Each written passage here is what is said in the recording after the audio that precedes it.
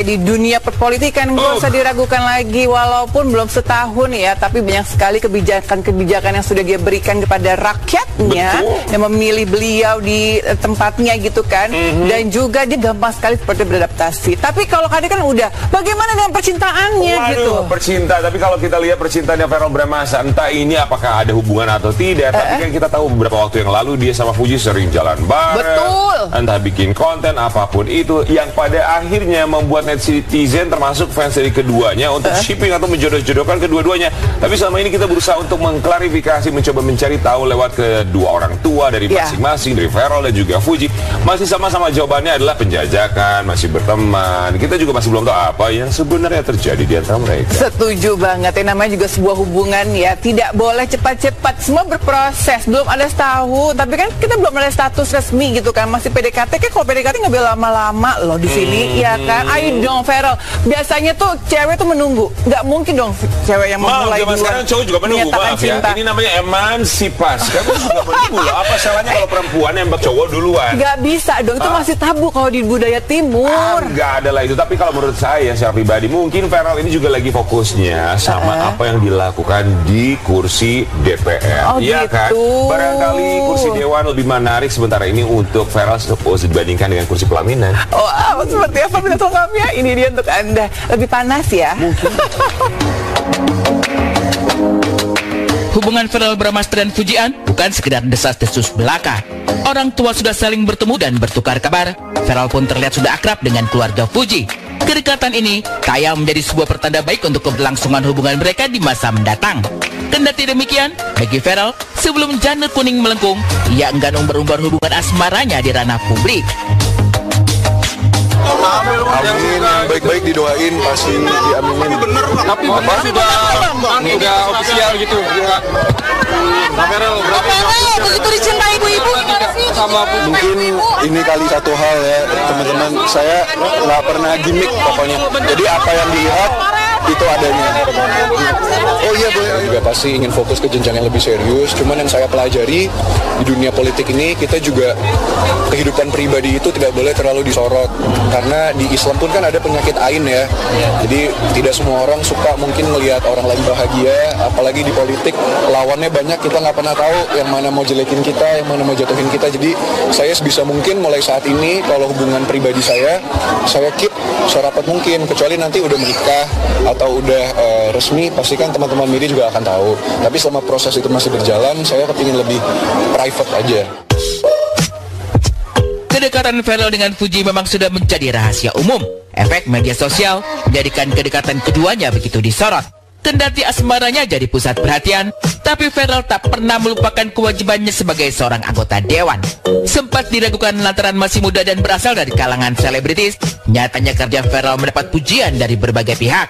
Dan ini adalah salah satu momen ketika Verrell mendatangi salah satu wilayah yang jadi tanggung jawabnya. Itu pasti Verrell akan dorong ke Menpora langsung, karena anggarannya itu ada, biar ada setidaknya buat volley, buat badminton, buat senam ya Bu, buat olahraga ya. Sama yang kedua tadi harus ada renovasi lapangan apa itu Bu? Ya doain ya Verrell supaya sehat, supaya bisa bekerja secara maksimal ya Ibu. Terima kasih sekali lagi atas amanahnya kepada anak saya. Tak sekedar berkunjung dan mendengarkan keluhan masyarakat, Verrell mengaku akan melaksanakan apa yang bisa ia lakukan untuk memenuhi kebutuhan warga setempat. Di momen berharga itu pula, putra sulung Vena Melinda berkorban atas nama sang ibu dan keluarga besar pada warga setempat. Saya masih ada sekitar 25 titik lagi setelah ini, tapi seperti pemirsa bisa lihat, sekarang kita sudah ada di lokasi salah satu kurban yang ingin saya berikan untuk Mama Vena. Jadi alhamdulillah di setiap kabupaten itu saya berikan 2, jadi total mungkin ada 10 alhamdulillah tahun ini. Nah yang ini untuk Mama Vena. Budget nggak sampai kepikiran sih Mbak, tapi kalau masih ada rezeki saya kepingin berapa. Ternyata emang sapi lumayan mahal juga ya kalau lagi Idul Adha ya. Jadi lumayan. Itu Mama Vena, coba kita panggil. Mama Vena gimana? Dengan sapinya secara langsung. Alhamdulillah. Terima kasih kakak, ya Allah kak, makasih barakallah ya kak. Ya Allah. Mama Vena nggak tahu jadi? Nggak tahu, ini surprise. Surprise. Belum dikasih nama? Belum mau dinamain. Mau dinamain. Hah? Namanya siapa? Ya Vena Melinda. Sama Fania sama Atala ya? Bisa Udah ada sendiri-sendiri. Oh, sendiri-sendiri. Alhamdulillah kan total ada 10 korban. Jadi satu Mama Vena, Atala, Papa Ivan, semua keluarga inti udah. Muda dan berprestasi, Farel juga tahu betul bagaimana menggunakan jabatan yang ia miliki dengan bijak. Keluarga dimanjakan, rakyat pun ia dengarkan. Dan semua ini tentu tak jauh dari didikan orang tua yang pernah ia dapat saat masih kecil. Cepet aja waktu gitu, karena salah satu kenangan terindah yang saya ingat sebelum orang tua berpisah ya, itu ya kenang-kenangan seperti ini gitu. Jadi setiap liburan, sebelum kita biasanya liburan keluarga, itu kita diharuskan, ini anak-anak lihat dulu bagaimana orang tua itu bekerja, berjuang untuk masyarakat gitu. Bahkan bukan hanya ini, kita sering ke kolong jembatan dulu, ke sekolah-sekolah non formal gitu. Bangga ya, bangga banget gitu. Aku punya anak yang bisa membalikan paradigma kalau orang tua yang berpisah tapi anak-anak tetap bisa berprestasi bagi negara dan bangsa ya. Juga Atala, jadi dia ada mama, jadi aku ajak keluarga untuk support Mas Farel. Apa yang diajarkan kedua orang tua benar-benar dilakukan oleh Farel. Ia masih begitu muda dan ada kemungkinan tergoda pada hal-hal duniawi, namun semua itu disingkirkan. Alih-alih makan gaji buta, Farel berusaha menyalurkan semua dana pemerintahan yang ada tepat sasaran. Selama 7 bulan sebagai anggota dewan baru, yang notabene baru ya, dan anak muda, itu jumlah beasiswa yang saya berikan itu sudah hampir 100.000 lebih ya. Dan beasiswa itu kan jumlahnya satu anak ada yang dari 2 juta sampai 50 juta. Jadi bayangkan saja kalau itu nominal pakai uang sendiri, itu tidak mungkin gitu. Dan karena saya menjabat sebagai anggota DPR RI, program-program pemerintah bisa saya pantau, saya awasi, dan saya salurkan langsung kepada masyarakat yang membutuhkan. Dan semua itu transparan gitu.